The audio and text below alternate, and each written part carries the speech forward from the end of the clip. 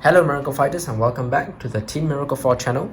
Today we'll be taking a look at another of Roxy's newest decks from V-Clan collection, the Aqua Force Maelstrom deck. As you guys know, the recent V-Clan collections introduced reverse units into V Premium, and Maelstrom is one of those who has a reverse form. Here, the Karma Dragon Reverse. Hence, our latest Aqua Force support will be Blue Storm Karma Dragon Maelstrom Reverse. I believe I've done a deck profile for Maelstrom before, when Glory Maelstrom first came out, but we didn't do an update when VBT 11 dropped with certain Maelstrom support cards. So this video will be a double update to the Maelstrom deck. Without further ado, let's get right into the deck and see what the new reverse adds to the deck. Oh, and another thing is that at the time of the recording, we just learned that Maelstrom actually hit top 8, I think. Top 16 or top 8 in the recent Spring Fest. So congratulations to that Maelstrom player. I believe he has done a deck profile on his channel, so you guys can go check that out as well. But this is just Roxy's version of the deck. Slightly different, but we thought it'd be cool to just share what we played, right? What we've been playing recently. So for our starter, we are running Officer Cadet Eric. Doesn't matter which one you run. Just Eric because he has been with Maelstrom for a while. I think he came out with Maelstrom in the original era. Okay, and then so we'll begin first with the grade 3s. With the addition of Maelstrom Reverse to V Premium, we now have a total of 3 types of grade 3 Maelstroms. So we have the original Blue Storm Dragon Maelstrom. We have the sort of finisher one, Blue Storm Supreme Dragon Glory Maelstrom. And then the very new one is the Blue Storm Karma Dragon Maelstrom Reverse. Okay, so all 3 of them are good in different situations, and so we are running all 3 versions in the deck. We'll start off first with the OG one, the Blue Storm, the regular Blue Storm Dragon Maelstrom. 3 copies of it, because we cannot afford a 4th one. This price has really gone up since its release. But anyways, activated on Vanguard Circle once per turn, Counterblast 1. All of your front row units get plus 3000 power until end of turn. It's a great ability to use if you're going first and going up against the Force Vanguard, because then your attacks will hit unboosted, and also your Vanguard can hit for magic number. 15 towards a 10k Force Vanguard is magic. The main effect of Maelstrom is its second ability, which is when your rearguard's attack hits a Vanguard, if it is the 3rd or 4th battle of that turn, discard 2 cards from your hand to restand Maelstrom.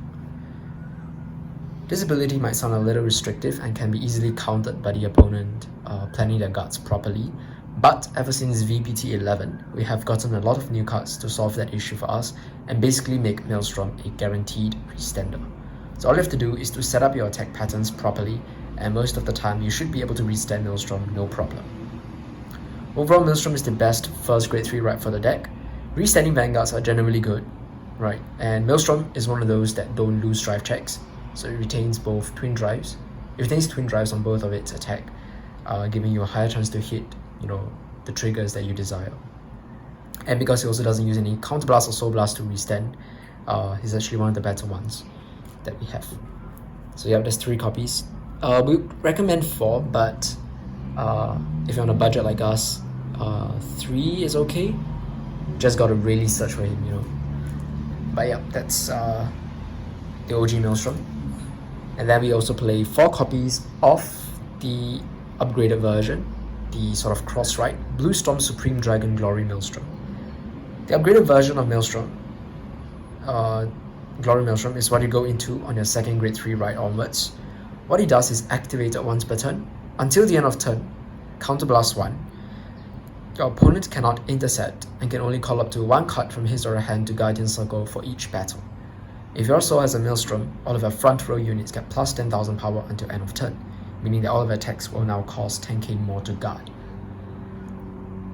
With the guard restrict and a plus 10k to front row, your attacks are minimum 18k or 19k, which will require a 10k shield to guard. 5k shields just don't cut it, and because your opponents cannot intercept also, they have to use all the cards. All the guardians that they use have to be from their hand. This card wins games even if the opponent has a lot of cards in hand, just by virtue of their shield values not being high enough. With Glory Maelstrom, you'll want to make columns that can hit for 20k guard, because nowadays most players are playing the 15k heal guardians and rarely have, any cards with a built-in 20k shield. An attack that forces 20k shield therefore becomes pretty much unguardable for most decks. The only way for the opponent to really survive is to check defensives, hence Glory Maelstrom is a card you only really want to go into when the opponent is at 4 or more damage, at a point where they can't really take too much damage. Glory Maelstrom is the main finish of the deck, and that's why Roxy still retains it at 4 copies. And finally, the last grade 3 in the deck is the Blue Storm Karma Dragon Maelstrom Reverse. Its ability is at the end of the battle that your rearguard attacked. If that attack did not hit, lock one of your standing rearguards, and Maelstrom Reverse get plus 10,000 power until the end of turn. If you have a Maelstrom in your soul, choose one of your opponent's rearguards and retire it. So just like Glory Maelstrom, its full effect only comes out when you have a Maelstrom in the soul. So that's why I say that you want 4 copies of the original VR, because it's the one that you want to see first. And even if you don't see the others, just by staying on this and having, a certain cards in this deck that help to guarantee attack hitting, can still make Maelstrom a pretty powerful Vanguard.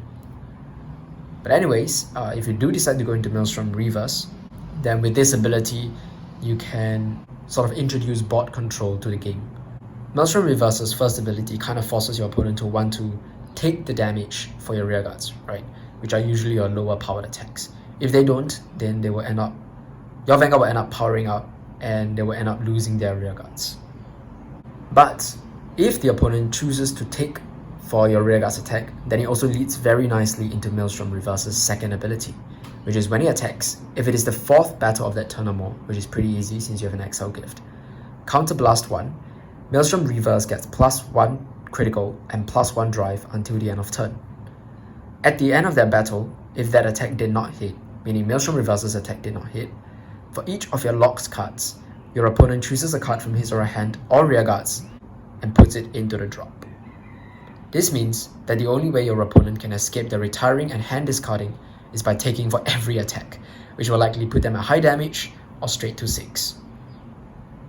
Maelstrom Reverse's built-in crit and extra drive means that most of the time your opponent will want to guard the Vanguard, meaning that Maelstrom Reverse's second ability will most likely be set off, right?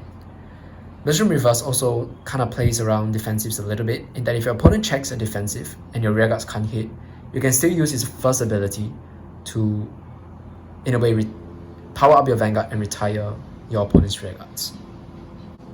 Maelstrom Reverse works well as a first right or a second right, because even though its full effect activates if you have a card with Maelstrom and its card name in your soul, you can still use it for the second ability. Its second ability does not require any Maelstrom in the soul, nor does its first part, the part about powering up itself. For longer games, Maelstrom Reverse actually works pretty well because you're making your opponent lose cards, and while plussing yourself if you use the +1 drive every turn. Since your finisher, which is Glory Maelstrom, wants the opponent to be at high damage, sometimes what Roxy does is she will stall the game in a way using Maelstrom Reverse.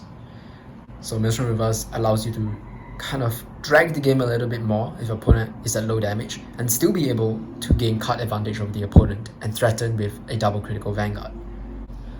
Maelstrom Reverse also sets up nicely for Glory Maelstrom, because if your opponent decides to take for Maelstrom Reverse's attack to prevent themselves from losing their rearguards or hand cards, then it will put them at kind of high damage depending on whether you check a critical trigger or not, because Maelstrom Reverse is a built-in 2 crits, right? So if the opponent takes for it, they will likely be at like 3 or 4 damage, and that will put them at a very nice damage for you to go into Glory Maelstrom. If you manage to use Maelstrom Reverse correctly, you will have a high-powered Vanguard with 2 criticals, which will likely force your opponent to use a perfect guard. And as I've mentioned with Glory Maelstrom, your opponent likely needs PGs to survive the Glory Maelstrom turn. So using Maelstrom Reverse, or even the original Maelstrom, to force out Sentinels from the opponent's hand can really make it harder for the opponent to survive the Glory turn. All in all, Maelstrom Reverse keeps up the tempo in this deck. It offers great field and hand control, and is a solid grade 3, usable in all stages of the game. And so once again, all 3 Maelstroms are actually pretty good cards, and that's why they're all in the deck. Personally, how I would change up the lineup maybe is to increase one more of this OG Maelstrom and drop one Glory, because you don't really want to ride Glory as the first ride. But now with Maelstrom Reverse, I guess this lineup kind of works, because even if you don't have this one, you can still go into Maelstrom Reverse as your first ride. Now let's move on to the grade 2s. We are starting off with the best Maelstrom support grade 2, and that is Drifting Flow Fencer. This card was reprinted along with Maelstrom Reverse, right, and a beautiful triple ref version. So his ability is, on place on Vanguard or Rearguard Circle, you can look at the top 7 cards of your deck, reveal a Maelstrom from among them, put it into your hand and shuffle your deck. It's a free +1, helps you thin your deck and helps you get out your Maelstroms, basically for rewriting and stuff, which you do need in this deck. Secondly, when he attacks on Rearguard Circle, if it is the 4th battle of the turn or more and your Vanguard is a Maelstrom, he gets plus 15k. I've never seen such a free costed card in my life. This is probably one of the most freely costed cards in Vanguard. So Drifting Flow Fencer can hit 24k unboosted on his 4th attack, and if you put him on an Exile Circle or just boost him with an 8k, he becomes a 20k guard, which makes it either impossible to guard or forces out a PG if your Vanguard is a Glory Maelstrom. Drifting Flow Fencer also works with Maelstrom Reverse in that he can hit unboosted and above defensives. One thing about Maelstrom Reverse is you'll end up locking your back row rearguards, because you have to lock your standing rearguards, and I don't think you want to lock your front row rearguards. So having cards like Drifting Flow Fencer to be able to hit unboosted is really nice as well. All in all, Drifting Flow Fencer is an amazing card that you should definitely run at 4 copies. Moving on, we run 4 copies of Press String Dragon. This is also an amazing card for a Maelstrom. So its ability is, activated on Rearguard Circle, counterblast 1, discard a card with Maelstrom in its card name from hand. One of your Vanguards with Maelstrom in its card name gets plus 10,000 power and plus 1 drive until the end of turn. These pairs up very well with basically all 3 of the Maelstroms. The OG Maelstrom with Press String Dragon can restand for an additional drive, so triple drive, 2 attacks with triple drive. And then Glory Maelstrom with Press String Dragon means that your Vanguard is likely a no guard or a PG, and Press String Dragon with Karma Dragon means that you are hitting for quadruple drive, right, with power and critical on top of it. Discarding a dead grade 3 in exchange for an extra drive is amazing, and if you have multiple Press String Dragons and multiple open counterblasts, you can even use 2 or more Press String Dragons in a turn. This deck isn't really too counterblast heavy, since only your bosses use counterblast and the rest of the deck doesn't really. So if you save up your counterblast well, and if you manage your resources well, Press String can really unleash a frightening Vanguard attack on your push turns. He's only 8k base though, so try not to ride into him, and he may not even be able to hit, sometimes. But the value that he offers the deck is just really too good to pass up. Sometimes you can just plop him as an extra card, as an extra lock target in the back row for Maelstrom Reverse as well. So yeah, games where Roxy sees Press String Dragon are games where things are going to go well. So that's 4 Press String Dragons. So besides these strong Maelstrom support grade 2s, we also have a couple of generic strong Aqua Force grade 2s. Aqua Force has a lot of really strong generic grade 2s, and one of them is the Terrific Coil Dragon. Terrific Coil Dragon is one of the best restanders rearguards in the clan. So its ability is, when he attacks, if it is the 1st battle of that turn, it can Soul Blast 1 to restand itself. And then once per turn, when it stands by a card's ability, you may have it get plus 5,000 power until the end of turn. Basically, he powers up himself. So what he can do is, you use him as the 1st attacker, Soul Blast 1 restand him, and he procs his own power gain, meaning he has a 14k attack on both of his attacks. This is pretty good, and if you put him on an Exile Circle, you have a restanding 19k attacker. Terrific Coil Dragon is great to help you reach your attack thresholds for Maelstrom Reverse, because he has to attack in the 4th battle or more, and having him means that you don't necessarily have to use Maelstrom Reverse as the last attack, so you can save up 1 front row rearguard to give all the trigger effects to whatnot. Or how you could use Terrific Coil Dragon is that you can pair him up with Glory Maelstrom and use him as a restander with a guard restrict Vanguard. Terrific Coil Dragon on a glory turn will hit for 24k minimum and 29 on an XL circle. So 24k is a trigger guard and 29 is a 20k guard. So that can be really hard for the opponent to deal with. Overall, both Roxy and I like him more than Tidal Assault, even though Tidal Assault is not limited to the first battle. But if you're just playing one restander in the deck, having it be the designated first attacker isn't really too difficult. So yeah, that's 3 copies of Terrific Coil Dragon. And then for our last grade 2s, we are running 2 copies of Coral Assault.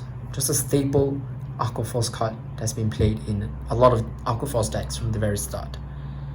During the battle that he attacked, if 4 or more of your other units are at rest, he gets plus 15k, so he can hit for 24.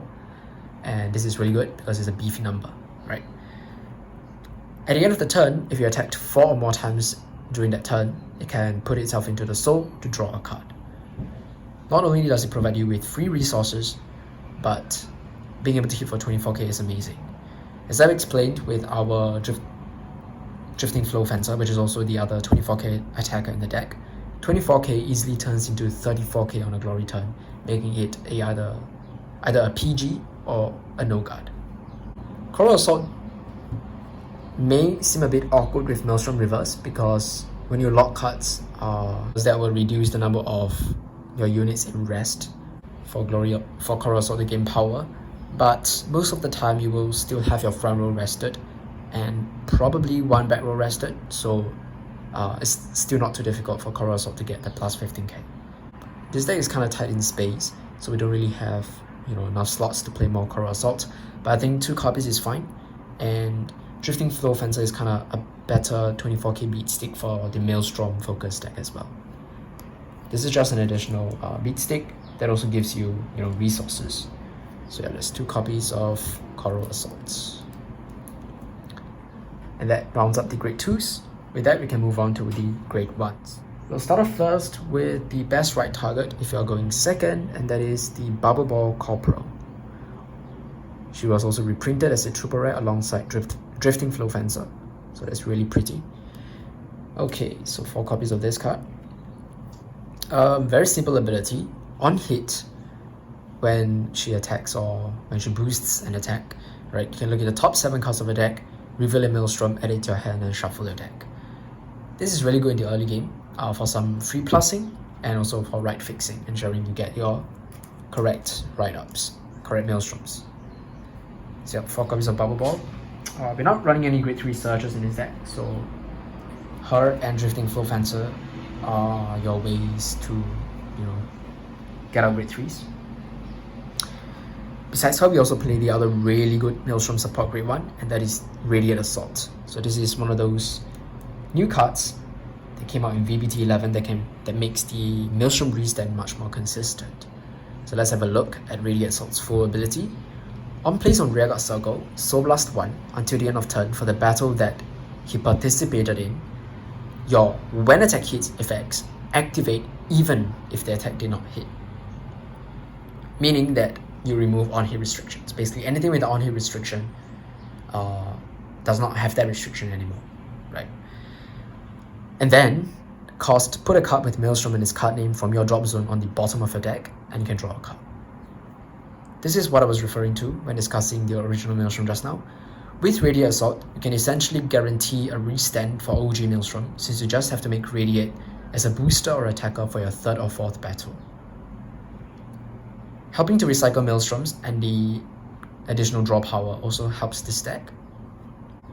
Generally, if you use Press Stream Dragon, you will end up having a Maelstrom in the drop zone, so I guess in a way these 2 pairs up well with each other. Overall, on your first grade 3 turn, you basically want to ride into Maelstrom and call down this guy for the guaranteed restand. So yeah, and with that, we're playing 4 copies of Radiant Assault. Last but not least, we are playing 2 copies of just generic grade 1s in this deck, Will Assault. Now this can either be Will Assault or Baragios for more grade 3 searching. Baragios can search for the Heal Guardian, which is really nice, and he also powers himself up. But currently Roxy is testing out playing with Will Assault. So Will Assault's ability is at the end of the battle that it boosted, can choose 2 of your rearguards and exchange the positions. This can lead to some pretty interesting shenanigans and multi-attack plays depending on what you have on the board.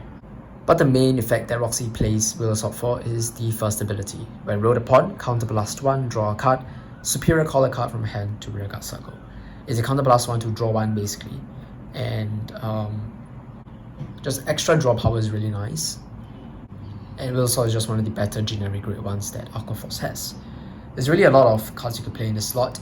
I think the Maelstrom deck that topped the recent Springfest event played Battle Siren Viviana for the Soul and the Draw, which is really nice as well. So you guys could also play that, and I think that one can pair up well with Radiant Assault in guaranteeing Viviana's on-hit effect. So yep, it's really up to you what you guys play in this slot. This slot is a flexible slot. I do know of some decks that just play 8 grade ones, which is just 4 Bubble Ball Corporals and 4 Radiant Assaults, but Roxy is getting misgraded too many times, and sometimes boosters also really help, especially on the Glory Maelstrom turn. So that's why we just plopped in 2 more grade ones just to help with the grade ratios a little bit. But yeah, that's Will Assault. Baragius is definitely a nice option as well, and so is Battle Siren Viviana. You can play whatever you want. Penguin Soldier if you want to counter charge. Yep. But yes, just running 2 copies of Will Assault. And that's pretty much it for all the normal units. Let's move on to the trigger units.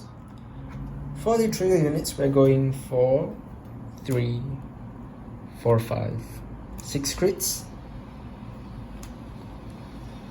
6 draws, and 4 heals. This deck can absolutely play 8 crits if you want to really make use of the potential extra drives that you're getting with Press Stream Dragons, and also to potentially just crit your opponent's death with Maelstrom Reverse and the additional crits in your deck. But Roxy is playing additional draws just to maintain our hand size and just to see more pieces. Maelstrom needs to discard to restand, and having the additional draw power, additional draw triggers, means that you will have more targets sort of to discard with. You don't have to discard your key pieces, and these guys are really good discard targets as well. In longer games, the extra draws also help you to basically to provide sustenance, especially if you're waiting for the right time to close games with Glory Maelstrom. Fronts do work with Glory, but it is less useful with Maelstrom Reverse and the OG Maelstrom, who usually attacks after most rearguards, and that's why we are running crits over fronts. Crits can also put the opponent at high damage earlier for Glory Maelstrom to become really scary, and also restanding Vanguard stealth crits, right? For the heals, we'd recommend 4 Heal Guardians. It's supposed to be 4 Heal Guardians here, but 2 more are in Roxy's Cobalt Wave Dragon deck, which we will be showing a gameplay of, I think, after this video, so you guys can stay tuned for that. But yeah, it's supposed to be 4 Heal Guardians. 4 Heal Guardians because Heal Guards are really good and they prevent you from being rushed down early. 20k heals actually do have merits, especially if you're up against a mirror match, because these 20k shields, the lack of 20k shields in a lot of decks nowadays is what leads to Glory Maelstrom being such a good finisher now. But you know, if you're in a mirror matchup, these 20k shields may help you kind of survive. So it's really up to you guys whether you want to play these 20k shields along with the Heal Guardian in your deck. But as always, I would recommend the Heal Guardian because they just help you to survive against super aggressive decks if you're going second. So let's cut your Bubble Dragon. 20k shields are also very niche, and they're only really useful against a select few decks. Generally, Heal Guardians are much better. As for alternatives, one of them would be the Jewel Staff of Emerald Elpida. If your Vanguard is a Maelstrom, Elpida is a build in 14k base with 10k shield for intercepting or for guarding. And then when Elpida attacks the Vanguard, counterblast 1, she removes when attack hits restrictions. So she's a nice defensive option for the deck. 10k shield is pretty good. And the second effect is also not on place, making her more flexible than Radiant Assault, and also giving you sort of additional copies of Radiant Assaults in the event you don't draw into Radiant Assaults. This can be really good if your deck is really focused on Bluestone Dragon Maelstrom. But because our deck plays more of a split between Maelstrom and Maelstrom Reverse, we thought it was fine to cut her out. But definitely, if you would replace something, maybe I would say Coral Assault can be replaced with her if you really want to play her. But generally, with most of the Maelstrom bosses, she's not as useful. So it's really up to you guys whether you want to play her, but she's definitely a nice option for this deck. And then the other one is Tier 9 Valeria, which came out in the same set as Maelstrom Reverse. So this is a card that's more catered towards Maelstrom Reverse, if your deck is more focused towards Maelstrom Reverse. So what she does is, during the battle that she attacked, if it is the 4th battle of the turn or more, she gets plus 10k power, so she's 19. And then when her attack hits a Vanguard, if it is the 3rd battle of that turn or more, you can retire one of your opponent's rear guards. If it is the 4th battle, you can draw a card. This works really well with Maelstrom Reverse, in that you're doing something regardless of whether the attack hits or does not hit. However, in our testing, she has become just a little bit extra, right? You don't really need her for the deck to function really well. She's definitely not a press stream or a drifting flow fencer kind of card, but she's just a nice option if your deck is really focused on the Maelstrom Reverse playstyle. So once again, nice option, but not super needed in the deck. There are alternatives, so you guys could try them out. This one is more for the OG Maelstrom, this one is more for Maelstrom Reverse. But as of now, Roxy is just playing the more generic restanding grade 2 and the generic Coral Assaults. Oh, another thing about Valeria is that she can work well with Radiant Assaults to guarantee the on-hit. So that's one synergy, right? One pairing that you can do if you play her. But yep, it's up to personal choice. And we're kind of fine with our current lineup. Overall, the Maelstrom deck has become much more fun than before, and it's definitely one of the stronger Aqua Force builds out there, barring Thavas. At each stage of the game, your deck always has a grade 3 Maelstrom that fits the situation, which makes the deck pretty versatile. This deck has restanding Vanguards, extra drives, double crit Vanguard attacks, hand and field destruction, and one of the strongest guard restricts in the game. It pretty much has everything, right? It also has restanding rear guards, and can hit pretty good numbers as well. If you own Maelstrom and Glory Maelstrom from the past, because you played Aqua Force from the start, then this deck will be very cheap to upgrade.